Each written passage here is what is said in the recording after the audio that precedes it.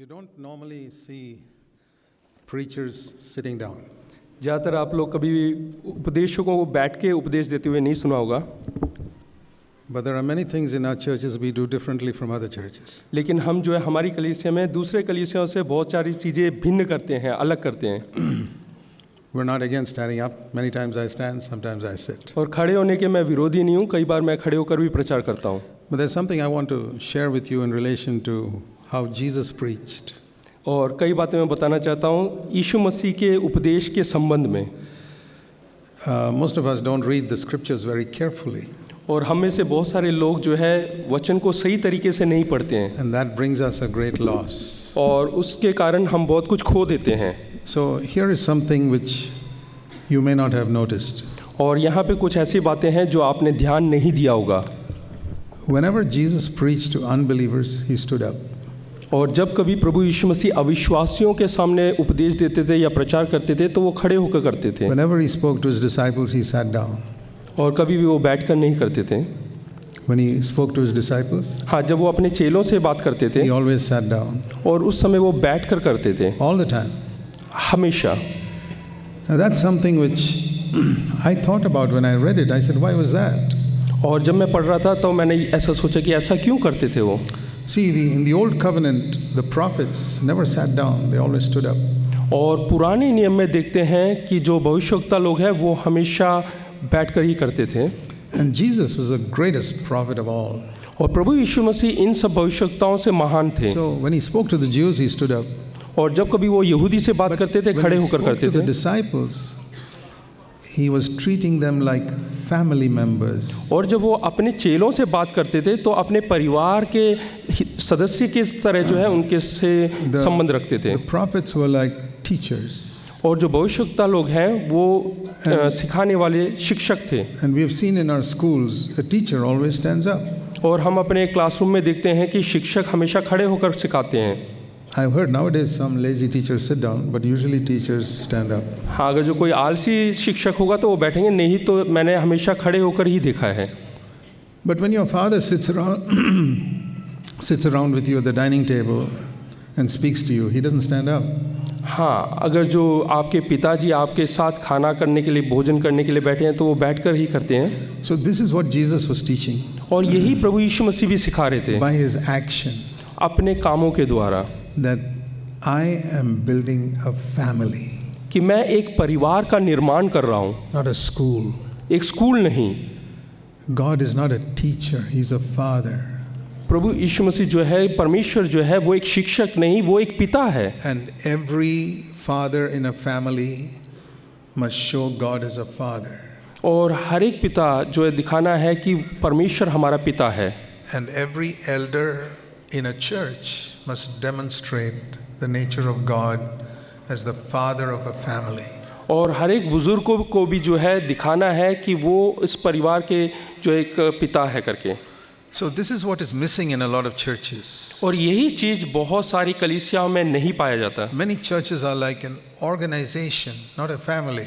और ज़्यादातर कलीसिया जो है वो परिवार नहीं, कोई ऐसा संस्था की तरह है। Or like a school where people are being taught. नहीं तो एक स्कूल की तरह है जहाँ पे बच्चों को सिखाया जाता है।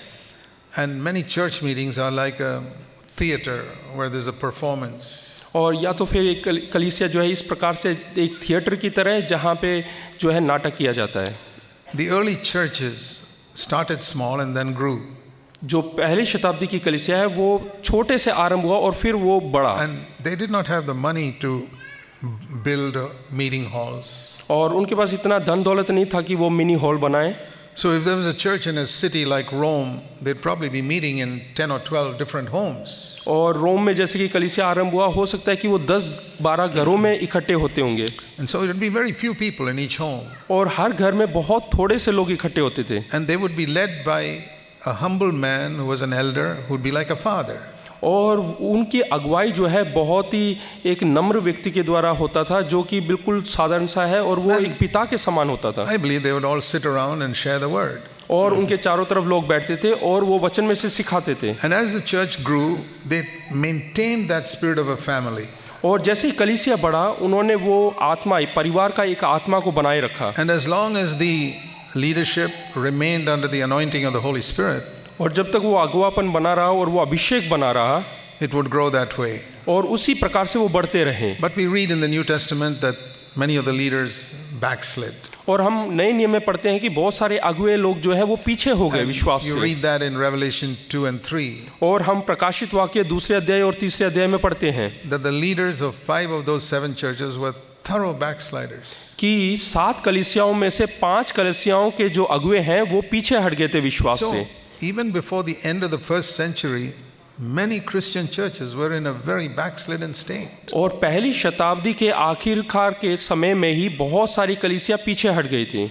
You know, people speak of the first century church as if it was a very pure church. और लोग इस प्रकार से बोलते हैं कि पहली शताब्दी की कलीसिया बहुत ही पवित्र है करके। It was a very good church when it started. और जब आरंभ हुआ तो बहुत ही अच्छा था। But you read in Revelation 2 and 3, 5 out of 7 were in a pathetic condition. लेकिन हम प्रकाशित वाक्य की किताब में पढ़ते हैं कि 7 में से 5 जो कलीसिया हैं वो बहुत ही बुरे हालात में थे। The failure was with the leaders. और जो हार है, विफलता है, वो अगुओं के कारण हुआ। You know, if most of the students in a class failed, the problem is probably with the teacher, not the students. हाँ, अगर जो बच्चे फेल हो जाते हैं कक्षा में तो वो जो है अध्यापक के कारण होता है।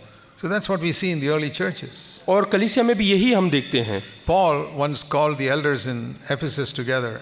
और पौलुस ने जो है एफिसुस के कलीसियाओं के अगुओं को बुलाया एक बार। And he told them, I've been with you for 3 years. और उसने कहा कि मैं तुम्हारे साथ 3 साल से हूँ I never took any money from you. और मैंने तुमसे कोई पैसा नहीं लिया I didn't want you to give me any clothes. और मैं नहीं चाहता कि तुम मेरे लिए कोई वस्त्र दो। I worked with my hands and supported myself. और मैं अपने हाथों से काम करता हूँ और अपने खुद का देखभाल करता हूँ। Every day I preach to you, often with tears. और हर दिन मैं प्रचार करता हूँ आंसुओं के साथ। And I proclaimed the whole purpose of God to you. I did not withhold anything. और मैंने परमेश्वर के हर एक उद्देश्य को तुमको बताया, कुछ भी मैंने अपने पास नहीं रखा। And now I'm going away. और अब मैं आपसे दूर जा रहा हूँ। And he told those 4 or 5 elders there, और वहाँ के 4-5 अगुओं से उसने कहा, I know what will happen after I go. और मैं जानता हूँ कि मेरे जाने के बाद यहाँ पर क्या होगा। The wolves who are waiting outside the door will come in. और जो लोमड़ियाँ जो है, भेड़िए जो बाहर खड़े दरवाजे के, वो लोग अंदर आ And जाएंगे they will devour the sheep. और वो जो भेड़ हैं उनको खा जाएंगे। And you 5 elders will not be able to stop them. और जो तुम 5 अगुए हैं तुम रोक नहीं पाओगे उन्हें। Paul could stop them. और पौल उनको रोक सकता है। Those wolves were just waiting outside. और जो भेड़िए दरवाजे के बाहर खड़े हैं, They were saying, as long as Paul is here, we don't stand a chance to get into this church. और वो भेड़िए इस प्रकार से कहते हैं, जब तक पौलुस अंदर रहेगा हम लोग अंदर नहीं जा सकते, हमें कोई मौका नहीं मिलेगा। But Paul's not going to be here forever. लेकिन पौलुस वहाँ पे हमेशा नहीं रह सकता He'll go. और वो उसको जाना है। And these other elders, they can't stand against us. और बाकी के जो बचे हुए अगुए लोग हैं वो उनके विरोध में नहीं खड़े हो They सकते, don't have the knowledge of God. क्योंकि वो परमेश्वर के ज्ञान को नहीं प्राप्त They किया। don't have the same fullness of the Holy Spirit. और जैसा पौलुस के अंदर पवित्र आत्मा की भरपूरी है वो उनके अंदर नहीं है। They don't have the same boldness against the devil. और शैतान के विरोध में वो साहस नहीं है। And they all seek their own. और वो अपने ही मार्ग चुनते हैं। That's why Paul said to them, I know what will happen. Not only the wolves will come in. और इसलिए पौलुस कहता है कि मैं जानता हूँ क्या होगा, ना केवल भेड़िए अंदर आएंगे, All of you will split this church into little groups and take them off yourself. और उसके बाद जो कलीसिया है उनको छोटा छोटा टुकड़ा करके बांट दोगे और ले जाओगे। This is the first century church. और ये पहली शताब्दी की कलीसिया। You read that in Acts chapter 20, what I just told you. और जो मैंने कहानी में बताया है वो प्रेरितों के काम 20वें अध्याय में आप If देख सकते you हैं। haven't read it, read that sometime. अगर जो आपने नहीं पढ़ा तो उसको कभी पढ़िएगा। I'm just showing that to you to say that the only thing that can preserve a church is one godly man like Paul. और पूरे कलीसिया को सिर्फ एक ही चीज़ संभाल सकता है, वो है ईश्वरीय व्यक्ति या ईश्वर परमेश्वर का भक्त जन जैसा कि पौलुस है। If you have one man like Paul who fears God and does not fear any human being, अगर जो एक भी व्यक्ति जो कि परमेश्वर से भय खाता है जैसे कि पौलुस है, वैसा एक व्यक्ति ही काफ़ी है। and who does not fear the devil, और जो कि इंसान से और शैतान से नहीं डरता who है, wants to please God and doesn't want to please any human being. और जो परमेश्वर को प्रसन्न करना चाहता है और किसी इंसान को नहीं। If God can find one person like that, He can preserve a church. अगर जो ऐसा एक व्यक्ति परमेश्वर ढूंढ लेता है तो वो व्यक्ति कलीसिया को संभाल सकता है। If He cannot find a man like that, अगर जो वैसा एक इंसान नहीं मिलता है whichever church it is, it will be destroyed. तो वो जो कलीसिया है वो नाश हो जाएगा। That is the great need of our time. और आज के समय की ज़रूरत यही है। And so I say, especially to all of you young people, और यहाँ के जवानों को मैं एक संदेश देना चाहता हूँ I hope from a very young age you will really seek to study the Word and get to know God. कि अपनी जवानी से ही आप वचन को पढ़ेंगे और परमेश्वर को जानने की कोशिश करेंगे, Know God personally. और परमेश्वर को जो है एक व्यक्तिगत तौर से समझे, And believe that God can do something wonderful even through a weak, stupid person like you. और ऐसा विश्वास करे कि हमारे जैसे बेवकूफ़ इंसान के द्वारा भी परमेश्वर महान कार्य कर सकता है। He did not choose all clever people to do His work in the first century. और पहली शताब्दी में परमेश्वर ने बहुत ही बुद्धिमान लोगों को नहीं चुना अपने There काम were के लिए। a few like Paul who were very intelligent and clever. कुछ व्यक्ति थे जो कि पौलुस की तरह बहुत ही बुद्धिमान थे, But most of them were fishermen like Peter, James and John. लेकिन बहुत सारे लोग मछुआरे थे जो कि पतरस, यूहन्ना और याकूब की तरह। Even the Pharisees called them unlearned men. यहाँ तक कि फरीसी लोग भी उनको अनपढ़ करके बुलाते थे। So I want to say to you, the one thing they had was humility and the fear of God. और लेकिन एक बात मैं बताना चाहता हूँ, उनके अंदर नम्रता था और परमेश्वर का भय था। That's what I keep saying everywhere. और यही चीज़ मैं हर एक जगह सिखाता हूँ। Turn with me to Proverbs in chapter 22. नीति वचन 22वां अध्याय निकालिएगा।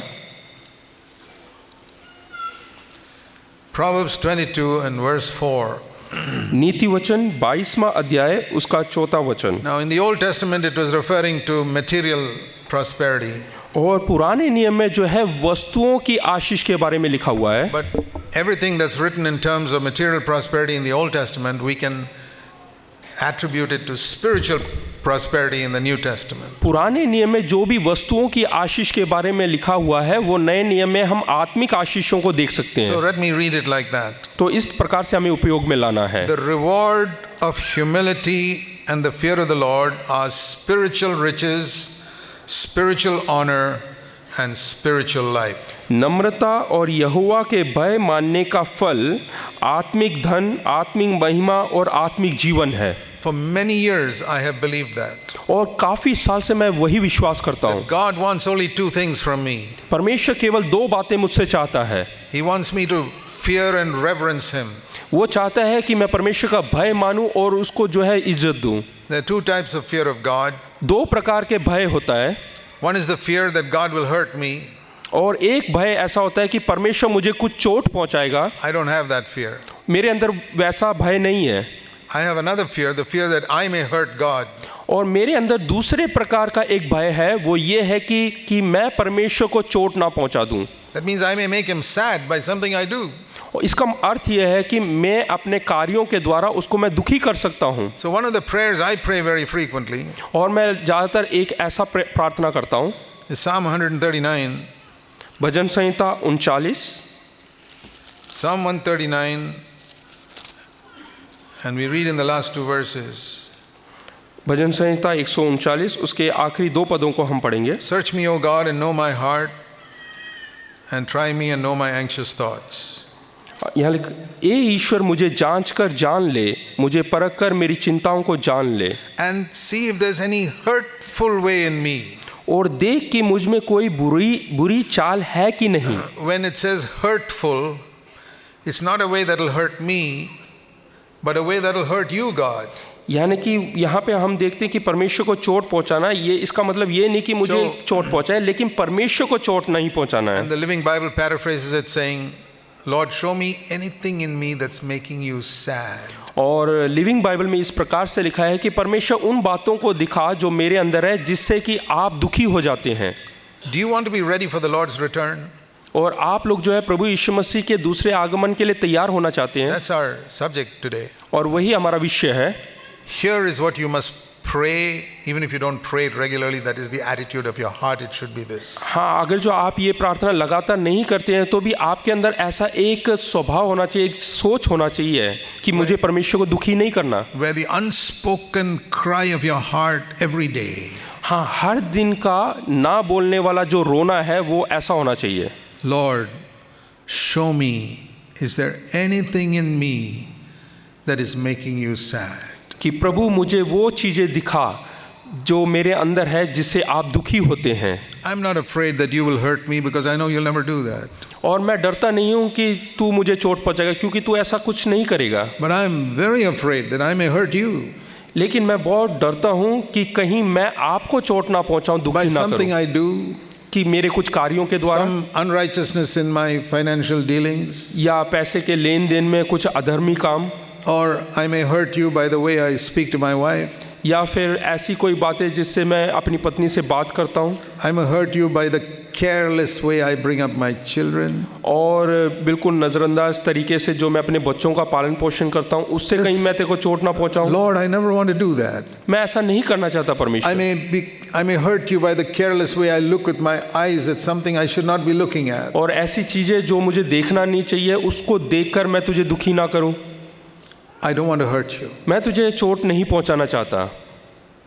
You suffered so much hurt for me on Calvary. और कलवरी क्रूस पे तूने मेरे लिए बहुत दुख उठाया And it was my sin that nailed you there. और मेरे पापों के कारण तुझे ठोका गया। Ordinary nails cannot hold the Son of God on a cross. और साधारण से कील जो है प्रभु यीशु मसीह को वहां पर नहीं टांग सकता। There is no nail in the world that could hold the Son of God to the cross. और परमेश्वर के पुत्र को साधारण सा कोई भी जो कील है उसको नहीं रोक थाम सकता। No ropes, no nails. और कोई रस्सी या कोई कील। What was it that held him to the cross? और उस क्रूस पर किस चीज ने उसको वहां पे टांगे रखा? My sin. मेरे पाप, Your sin. आपके पाप। If it was not for that, he could have come down from those nails very easily. अगर जो ये कारण नहीं होता तो वो आसानी से वहां से कलवरी क्रूस से उतर कर आ सकता था। And the day I see that it was I who nailed Jesus' hand to the cross. और जो कील वहां पे तुझे गाड़े रखा वो मेरे पाप हैं। It was my unclean thoughts, मेरे जो है अशुद्ध विचार, my angry words, मेरे गुस्से का क्रोध का जो शब्द my है, unrighteousness, मेरा अधार्मिकता, my pride, मेरा घमंड, the lust of my eyes, और मेरे आंख की the lust of अभिलाषाएं, my flesh, मेरे शरीर की अभिलाषाएं, my jealousy, और मेरा my जलन, bitterness, और मेरा my कड़वाहट, murmuring, complaining. और दूसरों के बाद शिकायत करना। These are the things that nailed Jesus to the cross. और इन्हीं सब बातों ने प्रभु यीशु मसीह को जो है कील में ठोका। When I saw that, जब मैं ये देखता हूँ it made me hate sin more than any sermon against sin could have teach me to hate sin. और जब मैं ये सोचता हूँ तो कोई भी प्रचार से अधिक मैं पाप से जो है नफरत करता हूँ जो कुछ सिखाते हैं। You can hear fiery sermons against sin and you'll get scared against sin for 1 or 2 days. और बहुत ही भयंकर पाप के विरोध में प्रचार सुन के एक दो दिन के लिए आपके अंदर भय हो And सकता there है। are many sermons like that on the internet. और उस प्रकार के बहुत सारे जो है प्रचार होंगे Maybe you've heard some sermons like that. और हो सकता है कि आपने सुना हो। How much effect did it have on you in the past? लेकिन आपके पूर्व काल में कितना असर उसने दिखाया? Maybe 1 or 2 days. हो सकता है 1 या 2 दिन, And then it wears out. और उसके बाद धीमे धीमे वो चला But जाता the है। day you see that it was your sin that nailed Jesus to the cross, लेकिन आप जिस दिन से ये देखोगे कि मेरे पापों ने जो है प्रभु यीशु मसीह को कील में ठोका है, then you will hate it. तो आप पाप से नफरत करने लगेंगे। You will see that you crucified Christ. आप देखेंगे कि आपने प्रभु यीशु मसीह को क्रूस पे चढ़ाया। See, it says in Hebrews chapter 6 इब्रानियों के किताब 6 अध्याय में लिखा है about people who are born again. जो उद्धार पाए हुए लोगों के बारे में। Hebrews chapter 6. इब्रानियों 6 अध्याय। People who have laid a good foundation in their life. और जो लोगों ने अच्छा नींव रखा अपने जीवन में। The foundation, verse 1, of repentance and faith. और पहला पश्चाताप और विश्वास का नींव। Baptism, laying on of hands. और बपतिस्मा और हाथ जो दूसरों के ऊपर They have रखना। faith in the resurrection and eternal judgment. और दूसरे न्याय के बारे में और जीवित होना। Verse 4, they've been enlightened. और 4 में लिखा है कि उन्होंने ज्योति पाई। and they've tasted the heavenly gift, और उन्होंने स्वर्गीय वरदान का स्वाद चुका and they've partaken of the Holy Spirit. और पवित्र आत्मा के भागी हो गए। These are really born again people. Nobody else has partaken of the Holy Spirit. और ये असलियत में जिन लोगों ने उद्धार पाया है उनके बारे में लिखा गया है। They partook of the Holy Spirit. और उन लोगों ने पवित्र आत्मा के भागी हुए हैं And they have tasted the Word of God. और उन्होंने परमेश्वर के वचन का स्वाद चखा And they have tasted something of the supernatural power of the future age, it says here. और अलौकिक जो आने वाली बातें हैं उसका भी उन्होंने स्वाद चखा। After having tasted all that, और ये सब जो है स्वाद चखने के बाद baptized in the Holy Spirit, और पवित्र आत्मा में बपतिस्मा पाने के बाद, then, उसके बाद verse 6, they fall away. और उसके बाद वो छठे वचन में लिखे हैं कि यदि वे भटक जाए। Can such people fall away? क्या ऐसे लोग जो है भटक सकते हैं अपने विश्वास से? Some people say no. कुछ लोग बोलते हैं कि नहीं। Well, it's a question of whether you believe preachers or you believe the Bible. हाँ, ये प्रश्न है कि क्या आप प्रचारकों के ऊपर विश्वास करते हैं या फिर वचन पर। And when they fall away, और जब वे भटक जाते हैं can they repent क्या वो मन फिरा सकते हैं and turn again और क्या to the Lord? क्या वो फिर से प्रभु में आ सकते हैं? Yes. हाँ, But it says it is impossible to them to repent as long as they are crucifying the Son of God. लेकिन यहाँ पे लिखा है कि ये असंभव है जब तक वो जो है पुत्र को क्रूस पर चढ़ाते रहेंगे। That's the meaning of that verse. As long as they are crucifying the Son of God, they cannot repent. जब तक वो पुत्र को क्रूस पर चढ़ाते रहेंगे उस समय तक मन फिराना मुश्किल का काम है। God wants all men to repent. परमेश्वर चाहते हैं कि हर एक व्यक्ति मन फिराएं। And at any time, no matter how much you have fallen away from God, you can repent. चाहे आप परमेश्वर से जितना मर्जी दूर हो जाए, परमेश्वर चाहता है कि आप वापस लौटे। Because the Holy Spirit is always working on people to turn from sin. क्योंकि पवित्र आत्मा हमेशा कार्य करता रहता है लोगों के ऊपर कि लोग मन फिराकर वापस आएं। But here is the one place in Scripture where it says it is impossible for them to repent. लेकिन यहाँ एक अध्याय वचन में लिखा है कि ये अनहोना है करके। It's the only place where it says it is impossible for some people to repent. यही एक ऐसा जगह है जहाँ पे लिखा है परमेश्वर ने कि अनहोना है कि एक बार विश्वास में आने के बाद पश्चाताप What it करना। says is it is impossible for them to repent as long as they are crucifying the Son of God. और ये तब तक अनहोना है जब तक वो पुत्र को क्रूस पर चढ़ाते रहेंगे। What does that mean? इसका अर्थ क्या है? It's what I just said earlier. यही मैंने पहले बताया है That our sin crucified Jesus Christ. कि हमारे पापों ने प्रभु यीशु मसीह को क्रूस पर चढ़ाया है। Not the Roman soldiers, रोमी जो है सैनिकों ने it नहीं was not the Pharisees. और फरीसियों ने नहीं, It was my sin, ये मेरे पापों ने उसको क्रूस पर चढ़ाया है which I am committing in the 21st century, जो मैं 21वें शताब्दी में करता हूँ, which God could see from eternity. जो कि परमेश्वर ने आरंभ से ही देख लिया। See, the sin I am committing now, God is not seeing it now. और जो पाप मैं आज करता हूँ वो परमेश्वर आज नहीं देखता, He saw it before the worlds were created. और संसार के आरंभ होने से पहले ही उसने देख लिया। Sin you commit today, God saw it before the worlds were created. जो पाप आज आप करते हैं वो संसार के उत्पत्ति से पहले उसने देख लिया है। He saw all the sins that even believers commit. और उसने सारे पापों को देख लिया जो विश्वासी लोग करते हैं। And those were the sins which God saw, which nailed Jesus to the cross. और वही पापों को देखकर प्रभु यीशु मसीह को जो है क्रूस पे चढ़ाया गया। You know how the Pharisees taunted him, if you're the Son of God, come down from the cross. किस प्रकार से फरीसियों ने प्रभु यीशु मसीह को देखकर मजाक उठाया, अगर जो तू परमेश्वर का पुत्र है तो क्रूस से नीचे उतर कर आ। They were blind. वो अंधे लोग थे। They thought with those nails nobody can come down. और वो ऐसे सोचते हैं कि कील टुके हुए हैं इसलिए वो वापस नीचे उतर कर नहीं आ सकते। Those nails could never hold him. They didn't know that. वो जो कील है वो किसी को रोक नहीं सकता करके वो नहीं जानते। What they could not see is that my sin was there holding him to the cross. और जो वो देख नहीं पा रहे थे वो ये है कि मेरे पाप जो कि मेरे पापों की वजह से वो वहां पे टंगा हुआ था। The day you see that, और जिस दिन आप ये देख लेंगे it will completely change your attitude to sin like it changed my attitude. और उसी प्रकार से जो है आपके मनोभाव को बदल देगा जिस प्रकार से मेरे अंदर के मनोभाव को विचारों को बदला था। I was born again and a believer for 16 years before I realized these truths. और मैं विश्वासी था और 16 साल से विश्वास का जीवन जी रहा था जब ये सच्चाई को समझने से पहले। All I knew is like most believers, my sins are forgiven, I'm on my way to heaven.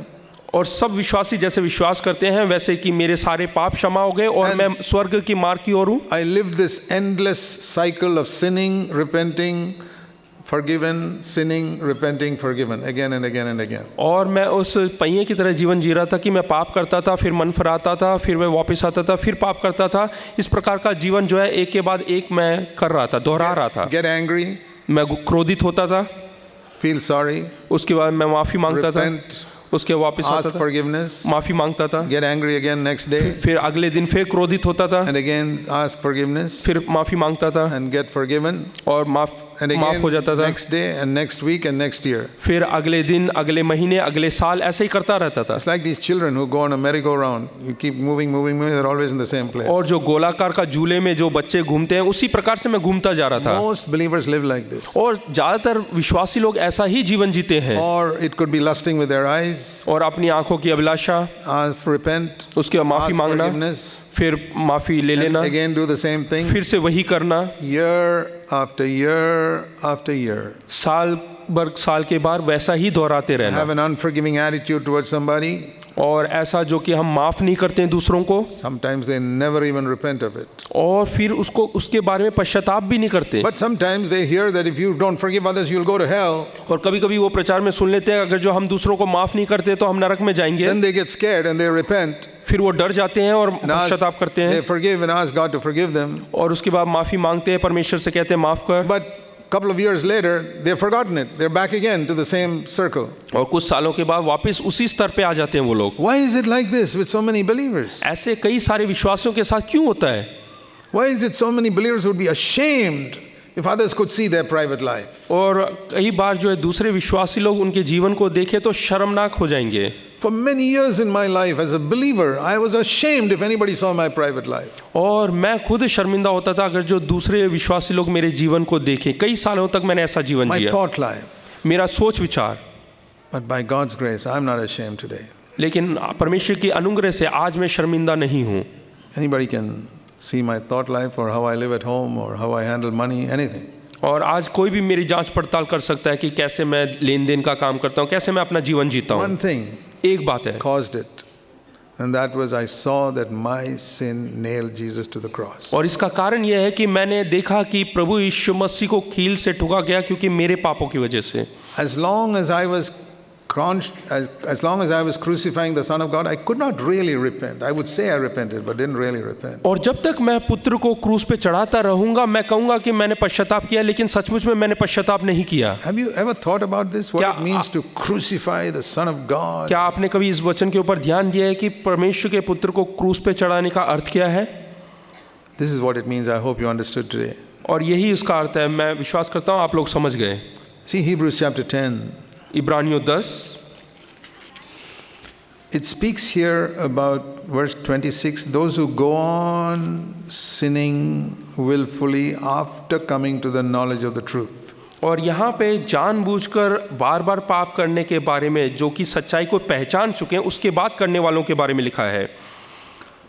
There is a difference between accidentally sinning and willfully sinning. वहाँ पे फर्क है दुर्घटनावश पाप करना और जानबूझकर पाप करने में। You know, like very often when we get angry, it is not something planned. It is just suddenly we couldn't control ourselves and lost our temper. हम कई बार क्रोधित हो जाते हैं। ऐसा नहीं कि हमने सोच विचार करके क्रोधित हुए हैं, वो अचानक से हो जाता है, दुर्घटनावश हो That जाता is है। a sin, but it's not as serious as where you deliberately plan and scheme, I'm going to go and speak these words to this person. और ये पाप तो है, लेकिन ऐसा नहीं कि जैसे कि हम जानबूझकर उसकी योजना बनाकर मुझे ये बात करना है करके सोच विचार करके करते हैं। Both are anger, but one is planned, schemed, much more serious. दोनों तो पाप हैं, लेकिन एक में क्या है, हमने योजनाबद्ध जो है किया है।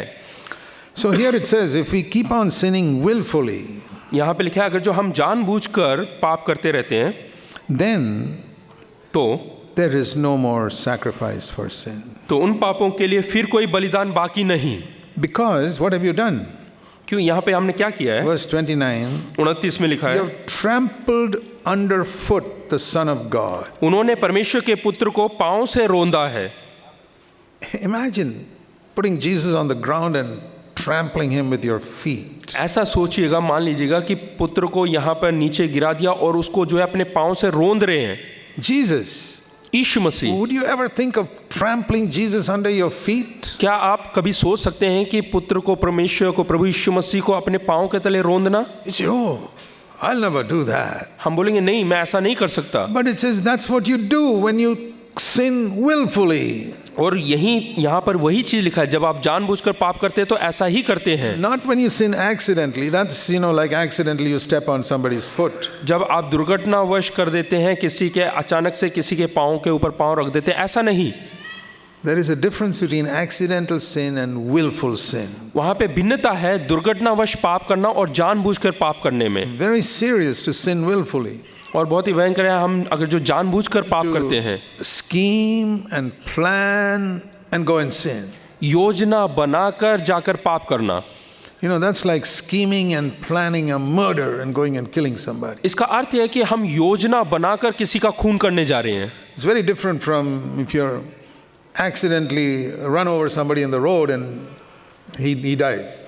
और कई बार सड़क पे दुर्घटनावश किसी के ऊपर हम गाड़ी चला लेते हैं और वो मर जाता है।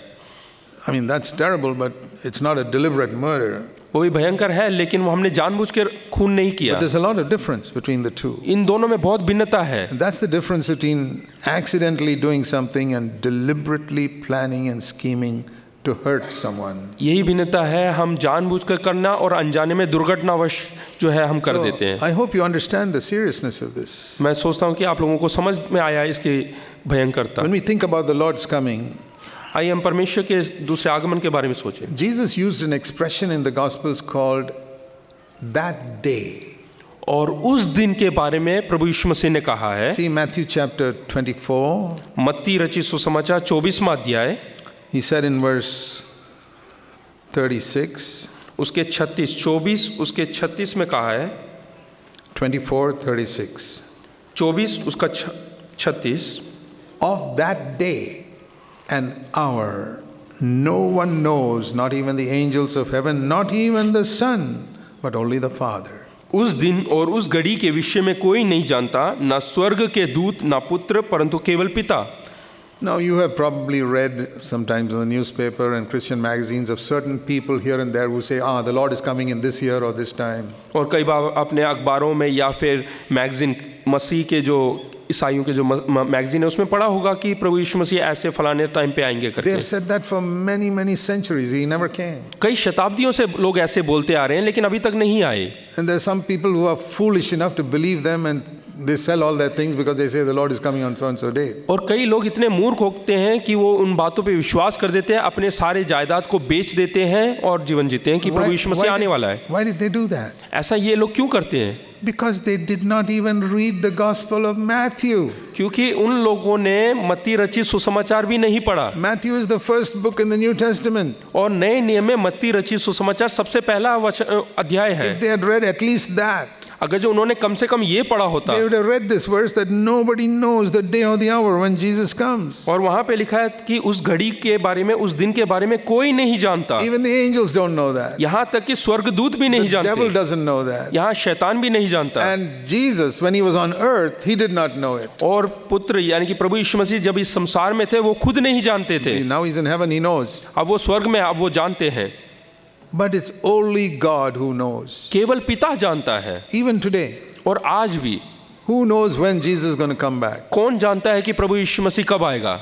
The Father, the Son, and Holy Spirit. केवल पिता, पुत्र और पवित्र आत्मा, Nobody else. और कोई नहीं जानता। Don't be fooled by all these people who prophesy this, that, and the other. और जो लोग भविष्यवाणी करते हैं उनके बातों में आकर अपने आप को मूर्ख ना बने। Of that day and hour, nobody knows. और उस दिन और उस घड़ी के बारे में कोई नहीं जानता। We can see the signs and say, hey, it's near perhaps, but we don't know the day or the hour. और हम जो है कुछ कुछ बातें, कुछ घटनाओं को देखकर कह सकते हैं कि हाँ उसका आगमन जल्दी है। So he spoke about that day.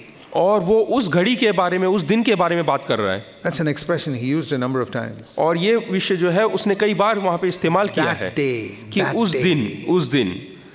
Now I want to show you the first time he used that expression in the Gospels. और सुसमाचारों में सबसे पहले बार जब उसने ये वचन इस्तेमाल किया उसके बारे में Because दिखा रहा that day when Christ comes is a day of judgment.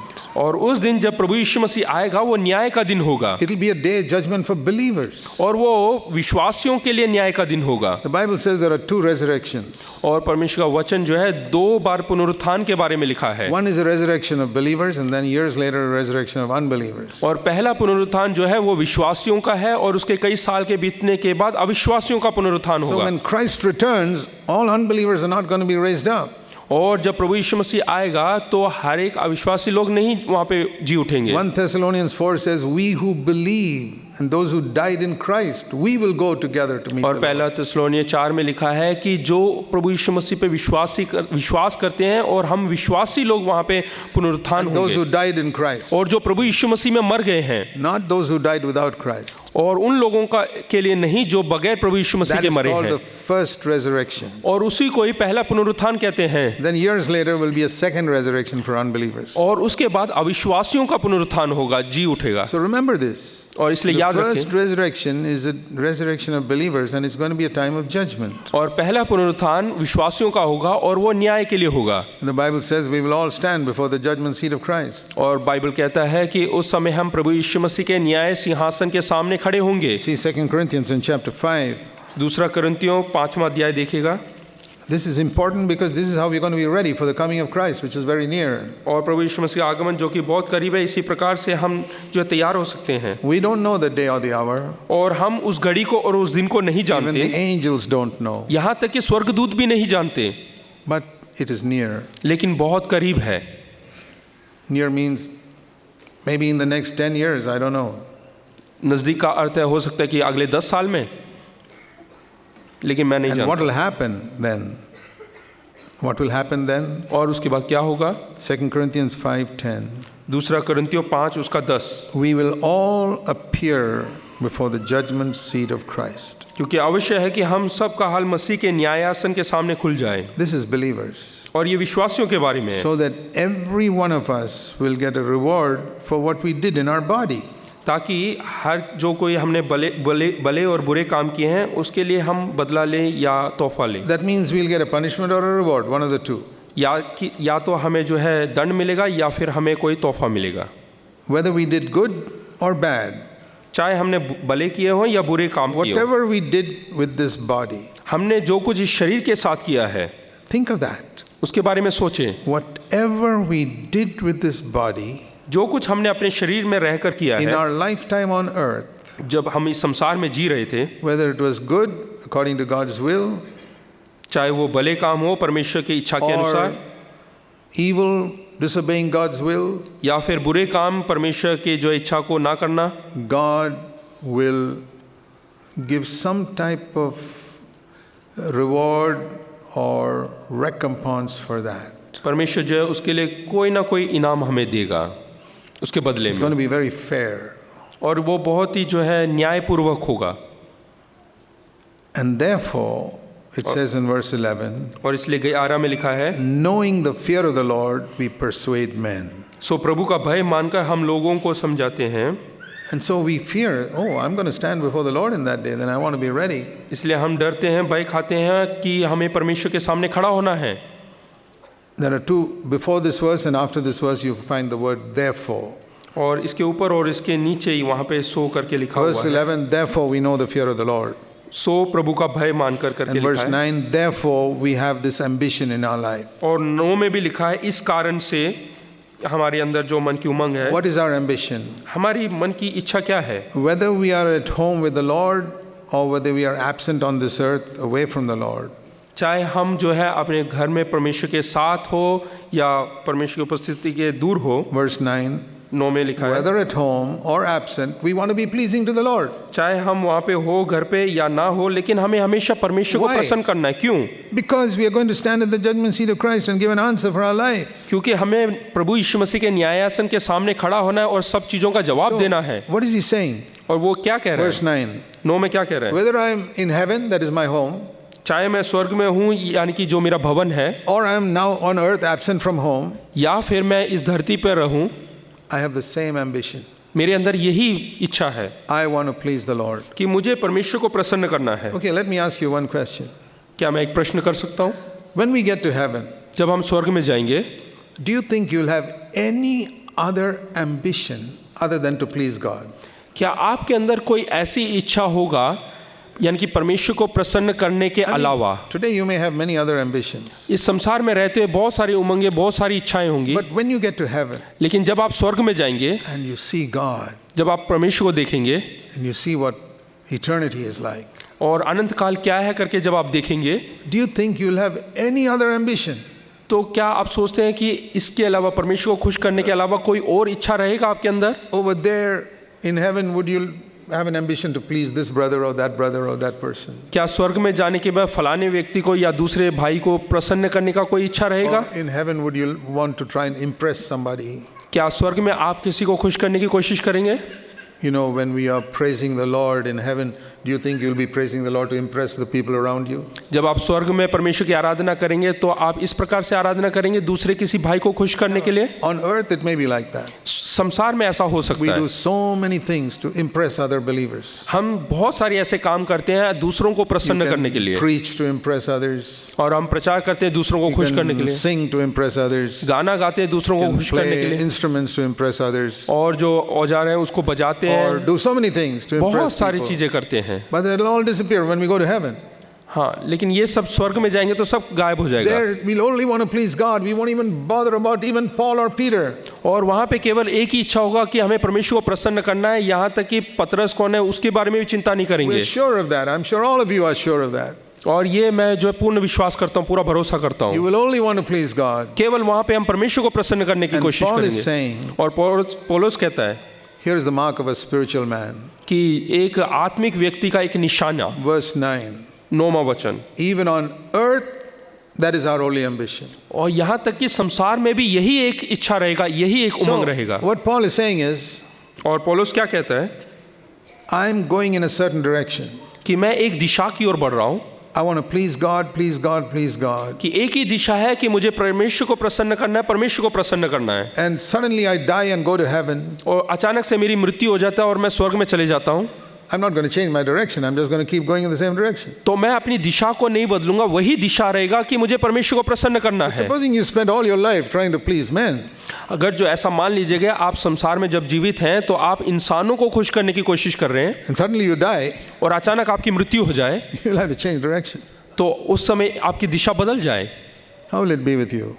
कैसा रहेगा आपके If you साथ? die tonight, आज रात को आपकी मृत्यु हो जाए will you have to change direction? तो क्या आपको अपनी दिशा बदलना पड़ेगा?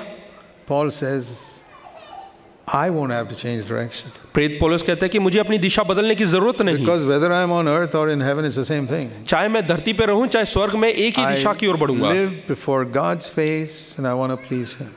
कि मुझे जो है परमेश्वर के सामने झुकना है और उसको प्रसन्न करना है। That is the person who's ready for the coming of the Lord. और वही व्यक्ति तैयार है प्रभु यीशु मसीह के आगमन के लिए। He doesn't have to change the direction in which he's moving. उसको अपनी दिशा बदलने की जरूरत नहीं, वो आगे बढ़ते जा रहा है।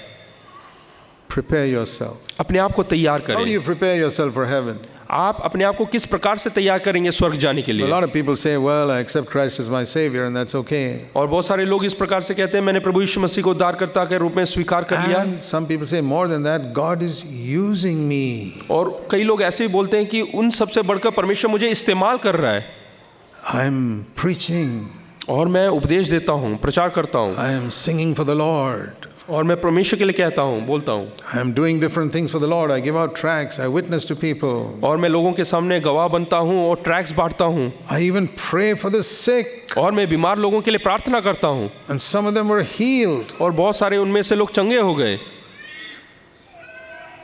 And I have brought few people to Christ. और मैं कुछ लोगों को विश्वास में भी लेकर आया, And I am an elder of a church. और मैं अपने कलीसिया का बुजुर्ग व्यक्ति हूँ, And I'm gathering people and a lot of people have come to my church. और मैंने बहुत सारे लोगों को इकट्ठा किया और बहुत सारे लोग मेरी कलीसिया में आते हैं And they respect me. और वो मेरा आदर सम्मान करते हैं। And God has given me a tremendous gift to preach the word. और परमेश्वर ने मुझे बहुत ही बड़ा एक अनुग्रह किया है कि मैं And शक्ति के साथ So many सामर्थ के साथ people are प्रचार being कर सकता blessed through what I preach. हूँ, और जो मैं प्रचार करता हूँ उससे बहुत सारे लोग आशीषित हुए हैं। You think all these things will matter in that day? क्या उस दिन ये सब चीज़ें कुछ उपयोग में आएगा। Let's turn to the first time Jesus used that expression, that day. और उस दिन के बारे में जहाँ पे प्रभु यीशु मसीह ने पहली बार कहा है उसको हम देखेंगे। The first time in the New Testament नए नियम में सबसे पहली where bar Jesus uses that expression, that day. जहाँ पे प्रभु यीशु मसीह ने उस दिन के बारे में उस वाक्य को इस्तेमाल Matthew किया। chapter 7, मत्ती रचित सुसमाचार 7वां अध्याय verse 22. और 22वां वचन। On that day, उस दिन, on that day, many will come to me. उस दिन बहुतेरे मुझसे कहेंगे, Not one or two, एक या दो व्यक्ति नहीं, probably millions हो सकता है कि सैकड़ों लोग, of Christians, बहुत सारे विश्वासी लोग। Why do I say they're all believers? मैं क्यों कह रहा हूँ कि वो लोग विश्वासी हैं? Because they're all calling him Lord, Lord. क्योंकि वो सब लोग जो है उसको प्रभु प्रभु करके कह रहे हैं। These are not non-Christians. और ये अविश्वासी लोग नहीं, Many believers बहुत सारे विश्वासी will लोग come to me in that day और उस दिन मेरे पास आएंगे and say, Lord, Lord, और कहेंगे, हे प्रभु, हे प्रभु, we prophesied in your name, which means we preached God's word in your name. हमने तेरे नाम से भविष्यवाणी किया, यानी कि तेरे वचन का प्रचार किया। These are preachers. और ये प्रचारक लोग हैं, Preached in Jesus' name. और प्रभु यीशु मसीह के नाम से प्रचार किया। How many nominal Christians are going around preaching in Jesus' name? कितने अविश्वासी लोग जो है वो प्रचार करते हैं In प्रभु Jesus' यीशु मसीह के नाम से? Nobody.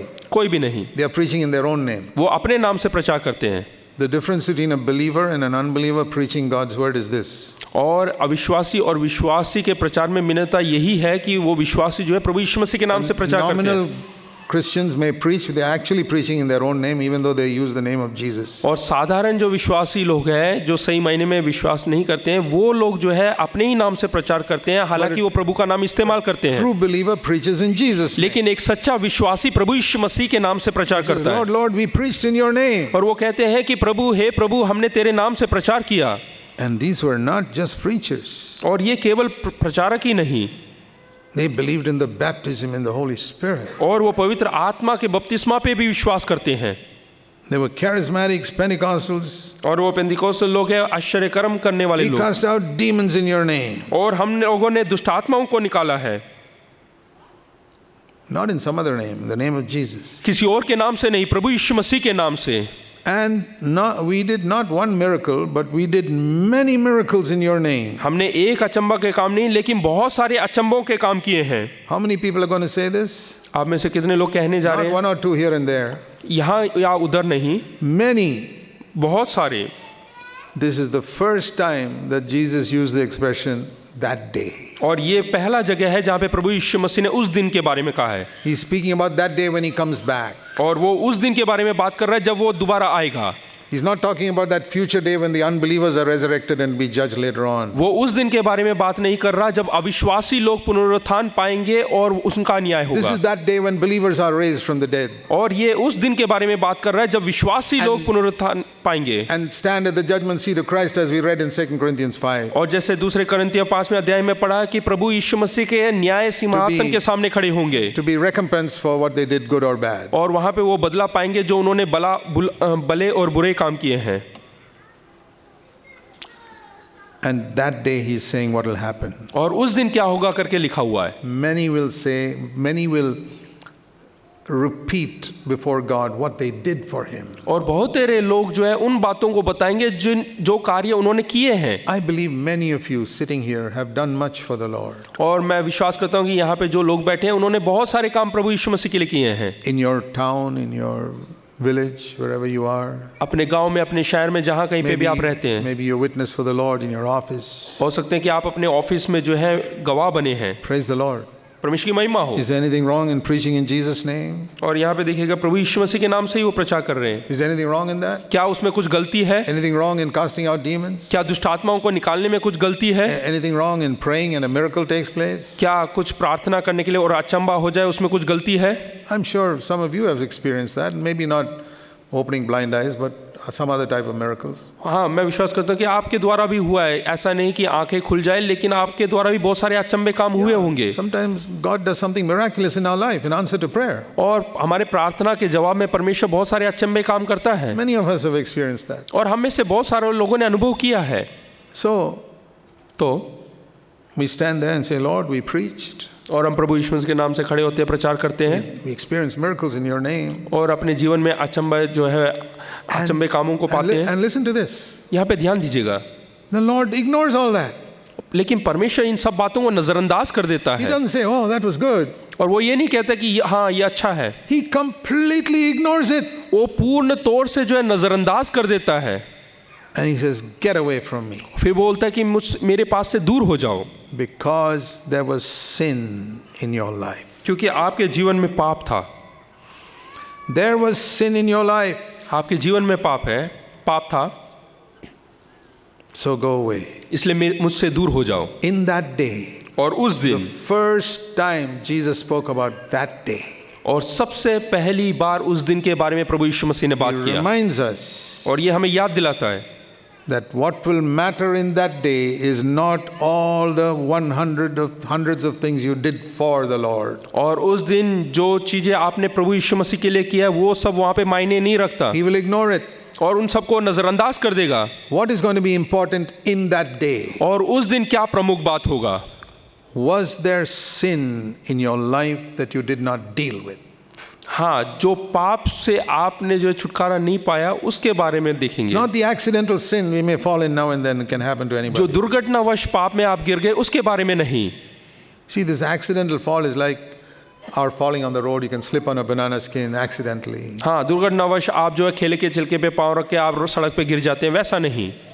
That's not deliberate. I don't plan to fall when I walk on the road. हाँ, जब आप चल के जा रहे थे तो आपने योजना नहीं बनाया कि मैं गिरूंगा करके। But all of us have experienced that. Accidentally we fell down. दुर्घटनावश हम सब जो है अचानक से गिर जाते हैं।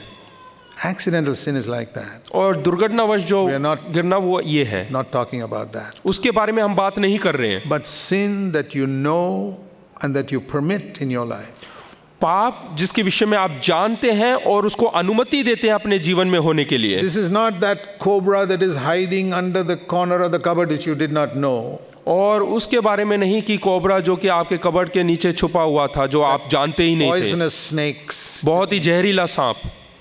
This is the snake that you allow to come inside your door and live in your house and feed milk. और ये उस सांप के बारे में बात कर रहे हैं जो आपके द्वार पर दरवाजे पे आते हैं और आप उसको दूध पिलाकर अपने घर के अंदर पालते हैं। It's a deliberate sin. और ये जानबूझकर किया हुआ पाप। It's a sin that you know is wrong, but you keep on feeding milk to that snake. और ये पाप गलत है करके जानते हैं, उसके बावजूद आप दूध पिलाकर उसका पालन पोषण करते हैं। There is sin in your life. और ये पाप आपके जीवन में है। In that day, that is what will matter. और वही पाप जो है उस दिन उसके बारे में वहाँ And पे if हिसाब there लिया is जाएगा। sin that you tolerate in your life, और पाप को अगर जो आप बर्दाश्त कर लेते हैं, then all the miracles you did and all the preaching you did will count for nothing. और जो पाप जो अचंभे काम, जो अद्भुत काम आपके द्वारा हुआ है, वो सब वहाँ पे गिनती नहीं ली जाएगी। You may say, I don't believe that. और आप कह सकते हैं कि मैं इस पर विश्वास नहीं करता। Well, I'll tell you something else about that day. और उस दिन के बारे में कुछ और भी बातें हैं। Turn to Matthew 24 again. मत्ती रचित सुसमाचार 24वां अध्याय दोबारा निकालिएगा। He said in verse 36, we saw that day nobody knows when it'll be. और 24 के 36 में हमने पढ़ा है कि उस दिन उस घड़ी के बारे में कोई नहीं जानता। But what does he say before that? और उससे पहले वो क्या कहता है? 35. 35 में, Heaven and earth will pass away, but my words will not pass away. आकाश और पृथ्वी टल जाएंगे परंतु मेरी बातें कभी ना टलेगी। What were his words? और उसके वचन क्या है? Depart from me, you who live in sin. जो कोई पाप में रहते हैं वो मुझसे दूर हो जाओ। So what I want to say is, in that day, the important thing will be not what you did for the Lord, but was there sin in your life? और उस दिन जो प्रमुख बात है वो ये नहीं कि आपने परमेश्वर के लिए क्या किया, लेकिन जो पाप आपके अंदर है उससे आपने कैसे निपटा, उसके बारे में। In a good church, we train people for that day. और अच्छी कलीसिया में हम लोगों को उसी के लिए प्रशिक्षित करते हैं, You उस know, दिन के लिए। nowadays there are so many training institutes for preparing people for IIT or medical entrance examinations. और आजकल बहुत सारे ऐसे संस्था है जहाँ पे लोगों को IIT या मेडिकल एंट्रेंस के लिए जो है तैयार And प्रशिक्षित किया जाता है। People spend lakhs of rupees to send their children there to be trained for this. और लोग जो है लाखों रुपए उसके लिए खर्च कर देते हैं वहाँ पे जाके प्रशिक्षण And पाने के लिए। People say, if you come to our institute, very high chance of your getting into these. और लोग इस प्रकार से चुनौती देते हैं, अगर जो आप हमारी संस्था में आके पढ़ाई करेंगे तो बहुत ही अच्छा चांस मौका मिलेगा आपको वहाँ पे पास होने के लिए। What do they train them in these institutes for? और वहाँ पे किस प्रकार का प्रशिक्षण देते हैं वहाँ पर? Do they train them how to play football? क्या वहाँ पे फुटबॉल खेलना सिखाते हैं?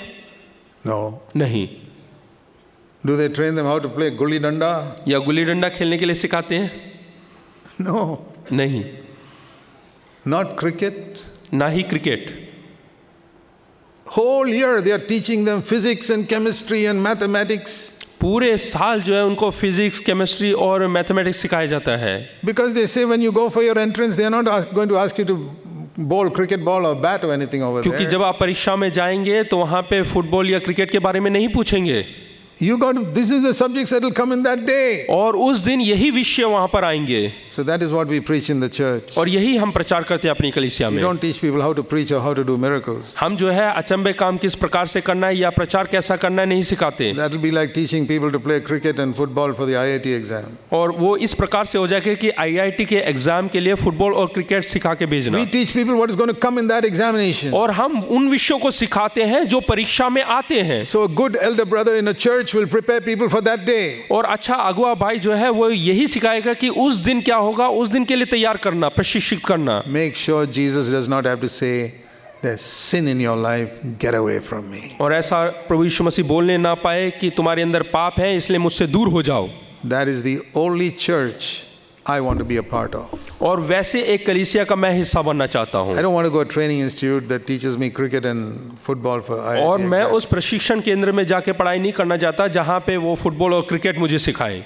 I want to go to an institute that teaches me to prepare for the subject that is coming in the final exam. और उस संस्था में जाके पढ़ाई करना चाहता हूँ जो कि आखिर के परीक्षा में जो विषय का परीक्षा होगा वो चीज मुझे सिखाए। I don't want to go to a church that teaches me how to preach, how to sing, etc. for the final exam. और मैं उस कलीसिया में नहीं जाना चाहता जहाँ पे मुझे प्रचार और किस प्रकार से गाना गाना करके सिखाएं। I want to go to a church where they teach me to be free from sin.